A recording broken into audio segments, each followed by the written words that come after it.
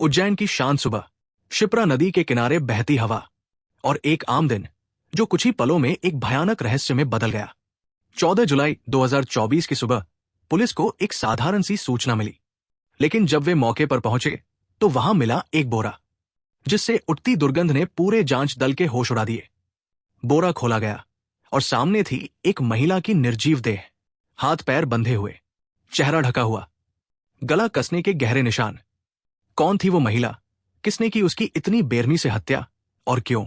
जवाब ढूंढने निकली पुलिस जल्द ही ऐसी कहानी तक पहुंची जिसमें था टूटता हुआ परिवार, सोशल मीडिया का नशा और एक ऐसा झगड़ा जिसने एक रात को कातिल और शिकार दोनों की पहचान बदल दी। लेकिन असली सवाल अभी भी हवा में तैर रहा था। उस महिला की मौत के पीछे कौन सा चेहरा छिपा था और किसने रचा था ये खून से सना खेल? तो चलिए जानते हैं इस रोंगटे खड़े कर देने वाले हत्याकांड की पूरी कहानी विस्तार से इस वीडियो में। नमस्कार मेरे प्यारे भाइयों और बहनों, मैं विवेक कुमार। क्राइम की कहानी के नए एपिसोड में आप सभी लोगों का हार्दिक स्वागत है। कहानी में आगे बढ़ने से पहले कृपया क्राइम की कहानी चैनल को सब्सक्राइब कर बेल आइकन जरूर दबा लें ताकि मेरे हर वीडियो का नोटिफिकेशन आपको मिलता रहे। तो चलिए आज की कहानी शुरू करते हैं। आज की कहानी उज्जैन की शिप्रा तट की उस सुबह से शुरू होती है जब हवा में हल्की हल्की नमी थी और शहर अपनी रोजमर्रा की भागदौड़ में धीरे धीरे जाग रहा था। लेकिन 14 जुलाई 2024 की वो सुबह साधारण नहीं थी, क्योंकि ठीक 8 बजे नानाखेड़ा थाना पुलिस को एक ऐसी सूचना मिली जिसने पूरे उज्जैन को हिलाकर रख दिया। त्रिवेणी पुल के छोटे पुल के पास किनारे पर एक पुराना सा बोरा पड़ा था। राह चलते लोगों को उसमें से उठती तेज दुर्गंध असहनीय लगने लगी। किसी ने घबराते हुए पुलिस को फोन किया और कुछ ही मिनटों में पुलिस की गाड़ियां नदी किनारे धूल उड़ाती पहुंची। मौकाए वारदात पर जैसे ही बोरा खोला गया, पूरे माहौल में एक सन्नाटा फैल गया। अंदर एक लगभग 40 वर्षीय महिला की लाश थी, ऐसी हालत में जिसे देखकर अनुभवी पुलिस वालों की भी रूह कांप उठी। उसके हाथ पैर मोटी रस्सी से बंधे थे, चेहरा टॉवल में लिपटा था और गले पर इतने गहरे निशान थे कि साफ साफ महसूस होता था यह हत्या किसी ने बेहद बेरहमी से की है। कातिल ने इतने जतन से लाश को 2 बोरों में भरकर शिप्रा में फेंका था, मानो वो दुनिया से उसकी पहचान के हर निशान मिटा देना चाहता हो। उधर जिला भर के थानों को महिला की पहचान के लिए सूचना भेज दी गई। करीब 1 घंटे बाद पमवासा थाने के टीआई ने खबर दी, शायद लाश की पहचान हो सकती है। उन्होंने अपने क्षेत्र के रहने वाले गोकुल टिपानिया को जिला अस्पताल बुलाया था। गोकुल की हालत पहले ही खराब थी। ठीक 1 दिन पहले ही उन्होंने अपने ससुर के साथ थाने जाकर अपनी पत्नी रचना टिपानिया की गुमशुदगी दर्ज करवाई थी। उज्जैन के जिला अस्पताल के उस ठंडे सफेद कमरे में हल्का सा अंधेरा पसरा था। गोकुल अपने ससुर के साथ अंदर दाखिल हुआ तो दोनों के कदम जैसे भारी हो गए। चादर हटाई गई और गोकुल का चेहरा एक ही पल में सफेद पड़ गया। उसकी आंखों में उभरा हुआ दर्द बताने के लिए काफी था कि ये कोई स्ट्रेंजर नहीं, उसकी पत्नी रचना ही थी। अस्पताल का कमरा कुछ पलों के लिए बिल्कुल शांत हो गया, मानो हवा भी ठहर गई हो। लेकिन इस सन्नाटे के पीछे एक तूफान था जो आखिरकार पुलिस के सामने खुलने वाला था। मामला बेहद संगीन लग रहा था, इसलिए एसपी प्रदीप शर्मा ने तुरंत कार्रवाई करते हुए एडिशनल एसपी गुरु प्रसाद और सीएसपी श्वेता गुप्ता की अगुवाई में नागझरी थाना पुलिस की एक विशेष टीम गठित कर दी। आदेश साफ था, सच जल्द से जल्द सामने लाओ। जांच की शुरुआत रचना की जिंदगी से हुई। पता चला कि वो सोशल मीडिया पर रील बनाने का बहुत शौक रखती थी। इसके अलावा वह एक प्राइवेट अस्पताल में गार्ड की नौकरी करती थी, जबकि उसका पति गोकुल शहर की एक फैक्ट्री में मजदूरी करता था। 2 छोटे बच्चे थे, एक बेटा 13 साल का और दूसरा उससे छोटा। लेकिन असली कहानी तब सामने आई जब पुलिस ने बड़े बेटे से पूछताछ की। मासूम चेहरे पर छिपे डर और दर्द ने कई राज खोले। उसने बताया कि उसकी मां का स्वभाव बहुत उग्र था। गुस्सा मानो उसकी रगों में दौड़ता रहता था। छोटी छोटी बातों पर वो बच्चों को मारती डांटती और घर वालों से नौकरों जैसा व्यवहार करती थी। सबसे चौंकाने वाली बात यह थी कि वो अपने पति यानी गोकुल को भी बेरहमी से पीटती थी। बेटे ने कांपती आवाज में वो बात भी बताई जो शायद इस पूरे मामले की सबसे अहम कड़ी थी। वो बोला, मां जिस दिन सुबह गायब हुई उससे 1 रात पहले भी घर में बहुत बड़ा झगड़ा हुआ था। मां ने पापा को फिर से बहुत मारा था, बहुत ज्यादा। इसके बाद घर की हर दीवार, हर कोना जैसे कोई कहानी कहने लगा।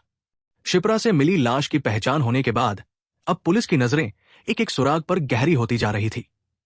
रचना के बेटे की बातें जैसे किसी बंद कमरे का दरवाजा खोल रही थी। पुलिस के लिए यह जानकारी बेहद अहम थी, क्योंकि जिस रात घर में भयंकर झगड़ा हुआ, ठीक उसके अगले ही दिन सुबह गोकुल अपने ससुर को साथ लेकर थाने पहुंचा और रचना की गुमशुदगी की रिपोर्ट लिखवा दी। लेकिन बेटे ने जो सच्चाई बताई, उसने ये साफ कर दिया कि रचना किसी भी हाल में ऐसी औरत नहीं थी जो डरकर घर छोड़ दे। वो तो घर में सबसे ऊपर रहती थी, हुक्म चलाने वाली, गुस्से में किसी को भी मार बैठने वाली। अगर झगड़ा इतना बड़ा हुआ भी था तो ज्यादा से ज्यादा वो गोकुल को घर से बाहर निकाल देती, खुद घर छोड़कर चली जाएगी। ये बात किसी को भी सच नहीं लग रही थी। यही वजह थी कि पुलिस का शक धीरे धीरे मगर गहरा होता गया। पूछताछ में एक और अजीब बात सामने आई। यदि गोकुल अपनी पत्नी को सचमुच ढूंढना चाहता तो सबसे पहले वो पुलिस को उसकी तस्वीर देता। लेकिन रिपोर्ट लिखवाते समय जब पुलिस ने तस्वीर मांगी तो उसने टाल दिया, कहा कि घर जाकर लाकर देगा। पर वो लौटा ही नहीं। ये व्यवहार पुलिस की नजर में दो ही बातें साबित करता था। या तो गोकुल को अपनी पत्नी को ढूंढने की कोई दिलचस्पी नहीं थी, या फिर वो पहले से जानता था कि रचना अब इस दुनिया में नहीं है, इसलिए ढूंढने का कोई मतलब नहीं बचा। कहानी अब एक ऐसे मोड़ पर थी जहां हर रास्ता एक ही दिशा की ओर जाने लगा था। पुलिस गोकुल की चाल, उसकी चुप्पी और उसके डर को पढ़ रही थी, और सच उससे कहीं ज्यादा करीब था जितना वो समझ पा रहा था। उज्जैन पुलिस अब किसी भी तरह की ढिलाई देने के मूड में नहीं थी। मामला उलझा हुआ जरूर था, लेकिन सारे संकेत एक ही दिशा में इशारा कर रहे थे। इसलिए जैसे ही गोकुल को थाने बुलाया गया, पूछताछ पहले नरमी से हुई, फिर थोड़ी सख्ती से। सवालों की बौछार और सबूतों की कड़ियों ने आखिर उसका मनोबल तोड़ दिया। और फिर गोकुल के होठ कांपे, आंखें झपकती रहीं, और अंत में वो टूट गया। उसने कबूल कर लिया, हां, वही है जिसने अपनी पत्नी रचना की हत्या की। और अकेला नहीं था, दो दोस्तों ने उसकी मदद की थी। घटना की रात हुए झगड़े ने गोकुल को क्रोध और डर की ऐसी खाई में धकेल दिया था जहां से उसने बाहर निकलने की कोशिश ही नहीं की। उसने वही रस्सी दिखाई जिससे रचना के हाथ पैर बांधे गए थे। पुलिस ने उसे बरामद कर लिया। इसके बाद गोकुल को अदालत में पेश किया गया, जहां से उसे न्यायिक हिरासत में भेज दिया गया। सच अब जमीन पर साफ साफ लिख चुका था। लेकिन कहानी सिर्फ हत्या तक सीमित नहीं थी। इसके पीछे एक लंबा, उलझा हुआ मनोवैज्ञानिक धागा भी था। रचना बचपन से ही अपनी खूबसूरती पर बेहद घमंड करने लगी थी। जैसे जैसे उम्र बढ़ी, सोशल मीडिया उसकी दुनिया बन गया। स्क्रीन पर चमकते लाइक, कमेंट और तारीफें उसका आत्मविश्वास बढ़ाते गए, और फिर वो आत्मविश्वास धीरे धीरे एक भ्रम में बदल गया। उसे लगने लगा था कि वो सबसे खूबसूरत है, सबसे खास है, और उसकी जिंदगी में कभी न कभी कोई राजकुमार जरूर आएगा जो उसे अपने साथ किसी सपनों की दुनिया में ले जाएगा। ये वही बचपन के सपनों वाली कहानी थी। लेकिन फर्क ये था कि वो सपने बड़े होकर भी उसके दिमाग से निकले नहीं। और जब सपने हकीकत पर हावी होने लगते हैं तो वे इंसान को कहीं न कहीं खतरनाक रास्तों की ओर धकेल देते हैं। रचना की जिंदगी जैसे दो हिस्सों में बंट चुकी थी। एक वो जो असल दुनिया में थी, जहां पति, बच्चे, जिम्मेदारियां, रोजमर्रा की दिक्कतें और एक सामान्य जीवन उसका इंतजार करता था। और दूसरा वो जो उसके सपनों, उसके भ्रम और उसके मोबाइल स्क्रीन के अंदर चमकती दुनिया में बसता था। उसे वही रंगीन दुनिया चाहिए थी, जहां लाइक्स बारिश की बूंदों की तरह बरसते रहें, जहां कमेंट उसकी तारीफ गाते रहें, जहां लोग उसे खास समझे। लेकिन हकीकत की धूल भरी सड़कें उसे कभी पसंद नहीं आई। गोकुल अपनी तरफ से एक अच्छा पति था, सीधा सादा, मेहनती और परिवार को संभालने वाला। फैक्ट्री में अच्छी कमाई कर लेता था, बच्चों का ख्याल रखता था। लेकिन रचना को यह जिंदगी बहुत साधारण लगती थी। वो कुछ और चाहती थी, कुछ बड़ा, कुछ चमकदार, कुछ ऐसा जो रीलों की दुनिया में दिखता है।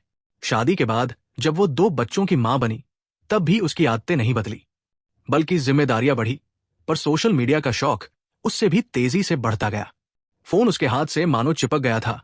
रील बनाना, एडिट करना, पोस्ट करना, कमेंट चेक करना, यही सब उसकी दुनिया बन गया। घर, बच्चे, पति, ये सब उसकी प्राथमिकता की सूची में धीरे धीरे नीचे और फिर बहुत नीचे खिसकते चले गए। अगर बच्चे बीच में कुछ कहते या पढ़ाई के समय शोर कर देते तो रचना का गुस्सा तुरंत फट पड़ता।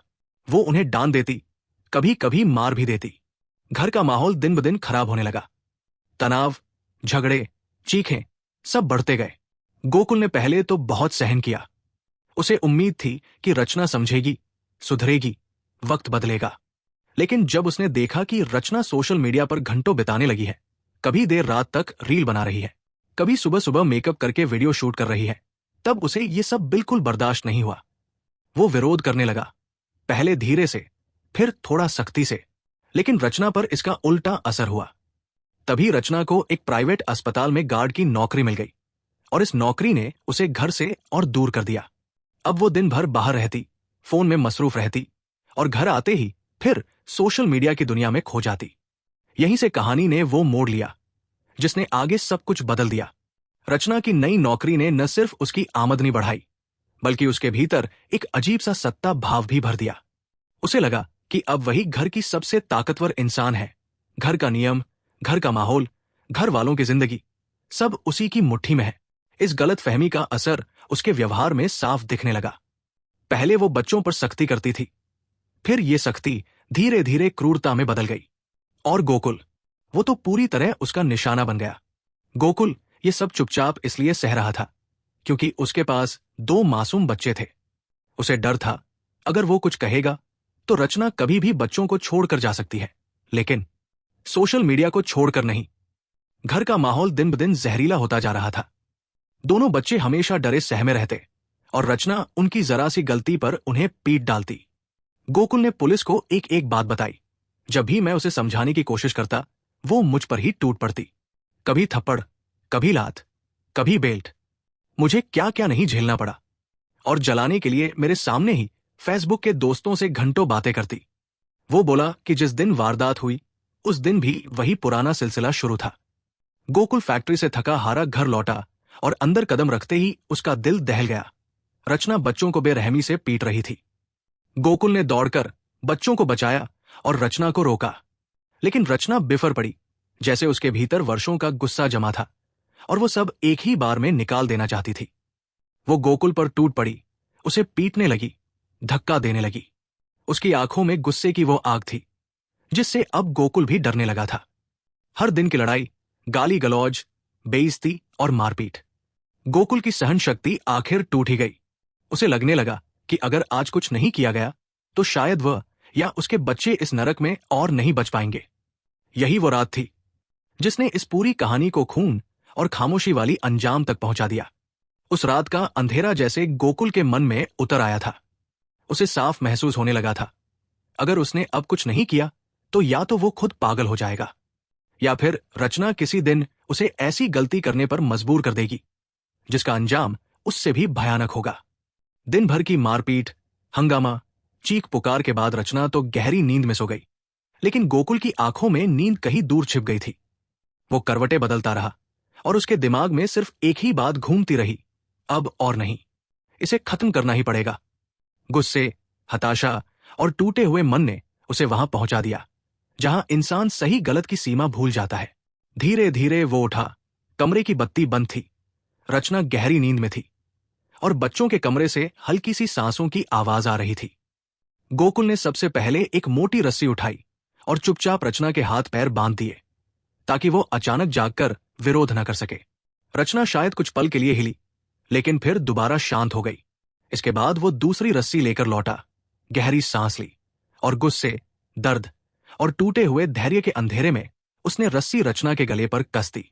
कुछ ही मिनटों में वो औरत जिसने कभी घर पर राज किया था, जो बच्चों पर चीखती थी, जो फोन में रीलें बनाकर अपना संसार सजाती थी, हमेशा के लिए शांत हो गई।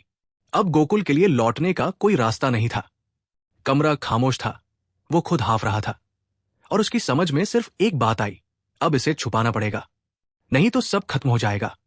उसने जल्दी जल्दी रचना की लाश को बोरे में भरा, रस्सी बांधी और फिर अपने 2 दोस्तों को फोन किया।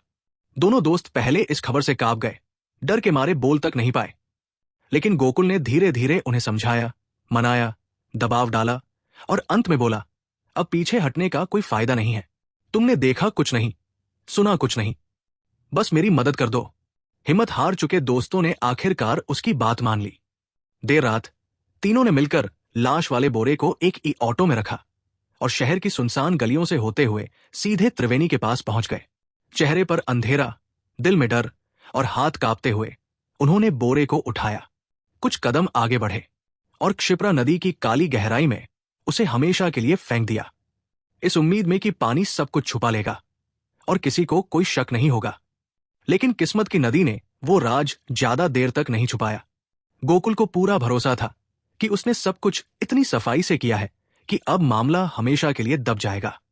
सुबह होते ही उसने सबसे पहला काम किया, अपने ससुर को घबराई हुई आवाज में फोन लगाया और बोला, रचना रात से घर नहीं लौटी, पता नहीं कहां चली गई है। फिर वो उनके साथ थाने पहुंचा और बड़ी मासूमियत से गुमशुदगी की रिपोर्ट दर्ज करवा दी, ताकि सबको लगे कि पति अपनी बीवी को सच में ढूंढ रहा है, उसकी चिंता में परेशान है। लेकिन सच छुपता कहाँ है। पुलिस ने जैसे जैसे जांच आगे बढ़ाई, गोकुल की कहानी के धागे खुलने लगे। सबसे बड़ा झटका तब लगा जब उसके ही 13 साल के बेटे ने साफ साफ बता दिया, रात को मम्मी पापा में झगड़ा हुआ था। बस यही वो बात थी जिसने पुलिस का शक गहरा कर दिया। गोकुल को दोबारा बुलाया गया। इस बार पूछताछ नरमी से नहीं बल्कि सख्ती से हुई। कुछ ही सवालों में उसका चेहरा उतर गया, आवाज लड़खड़ाई और फिर उसकी हिम्मत जवाब दे गई। आखिरकार वो टूट गया और उसने सब कुछ कबूल कर लिया। उसने बताया कि कैसे उसने गुस्से और टूटे हुए मन से रचना की हत्या की, कैसे बोरे में बंद किया, कैसे अपने 2 दोस्तों को बुलाया और कैसे रात के अंधेरे में लाश को क्षिप्रा नदी में फेंक दिया। पुलिस ने उसके दोनों दोस्तों को भी गिरफ्तार कर लिया, जो अपराध में शरीक तो नहीं थे लेकिन गुनाह को छुपाने में बराबर के भागीदार बन गए थे। उधर मां की मौत और पिता के जेल चले जाने के बाद रचना के दोनों मासूम बच्चे दुनिया के सबसे बड़े तूफान में अकेले पड़ गए। उनके लिए अब घर, मां, पिता सब खत्म हो चुका था। सिर्फ एक सहारा बचा, उनके नाना नानी। उन्होंने ही दोनों बच्चों को अपने घर ले जाकर संभाला, उन्हें सीने से लगाया और टूटे हुए दिलों को फिर से जोड़ने की कोशिश की। इस पूरी कहानी का निष्कर्ष यही है कि गुस्सा, अभिमान, अहंकार और टूटते रिश्तों की अनदेखी किसी भी परिवार को धीरे धीरे ऐसी खाई की ओर धकेल देती है जहां लौटने का रास्ता नहीं बचता। रचना का घमंड और व्यवहार उसे परिवार से दूर ले गया और गोकुल की चुप्पी तथा दबा हुआ आक्रोश अंततः एक भयानक रूप में फट पड़ा। सोशल मीडिया की चमक ने रचना को वास्तविक जिम्मेदारियों से दूर कर दिया और संवाद की कमी ने दोनों के बीच की दूरी को इतना बढ़ा दिया कि यह रिश्ता मौत पर आकर खत्म हुआ। अंत में इस दुखद घटना ने सिर्फ एक जिंदगी नहीं छीनी बल्कि एक परिवार को बिखेर दिया। एक मां की मौत, एक पिता की जेल और 2 मासूम बच्चों का उजड़ता बचपन। इस कहानी से यही सीख मिलती है कि रिश्तों में संवाद, समझ, धैर्य और सम्मान सबसे जरूरी है, क्योंकि जब घर का प्रेम खत्म होने लगता है तब विनाश की शुरुआत हो जाती है। कहानी को लास्ट तक सुनने के लिए आपका धन्यवाद। इस कहानी के बारे में अपनी राय कमेंट करके जरूर बताइएगा और ऐसी ही अपराध की सच्ची कहानियों के लिए हमारे चैनल क्राइम की कहानी को सब्सक्राइब कर लीजिए। कहानी को लाइक और शेयर जरूर करें। धन्यवाद।